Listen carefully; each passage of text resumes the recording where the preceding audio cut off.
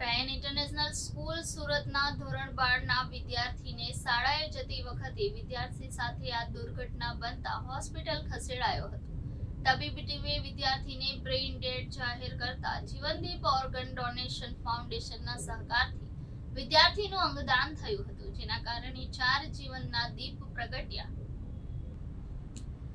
જીવનદીપ organ donation ફાઉન્ડેશનના PM Gondaliya અને વિપુલ તળાવિયાના જણાવ્યા અનુસાર રેલવે કોલોનીમાં રહેતો અને ડુમસ રોડ પર આવેલ રાયન ઇન્ટરનેશનલ સ્કૂલમાં ધોરણ 12માં અભ્યાસ કરતો 17 વર્ષીય તથાગત પાર્થ પરશુરામ શાહ ગત તારીખ 19મી જાન્યુઆરીએ પ્રી બોર્ડ કેમિસ્ટ્રીની પરીક્ષા આપવા માટે શાળાએ જઈ રહ્યો હતો.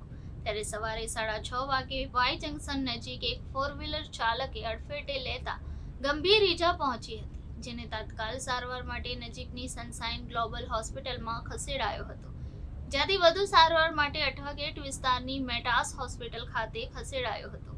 Doctor Prashant Patel, doctor VH એડીવામ, doctor Vatsa Patel, doctor Ramesh Surti, doctor Keyul Dhameliya સહિતની ટીમે તથાગત પાર્થને બ્રેઇન ડેડ જાહેર કર્યો હતો. પરિવારે આ બાબતે હૈદરાબાદ તથા સુરતના અન્ય ડોક્ટરની પણ સલાહ લીધી હતી, પરંતુ તમામના એકમતથી પરિવાર ભાંગી પડ્યો હતો.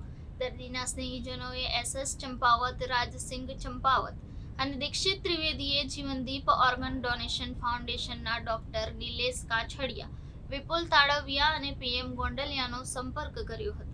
ત્યારબાદ અમારી ટીમે પરિવારને અંગદાનનું મહત્વ સમજાવ્યું હતું અને વહાલ સોયા પુત્રના અંગદાન કરવાનો નિર્ણય ફેમિલીએ લઈને માનવતાનું મહાન કાર્ય કર્યું. તથાગત પાર્થના પિતા અંગદાન અંગે ખૂબ જ જાગૃત હોવાથી આ નિર્ણય ત્વરિત લેવાયો હતો. તથાગત પાર્થના હૃદય, લીવર અને બંને કિડનીનું દાન લેવાયું હતું. હૃદય માટે અમદાવાદની યુએન મહેતા હોસ્પિટલની ટીમ અને લીવર અને કિડનીનું દાન અમદાવાદની જ આઈકેડીઆરસી હોસ્પિટલની ટીમે સ્વીકાર્યું હતું.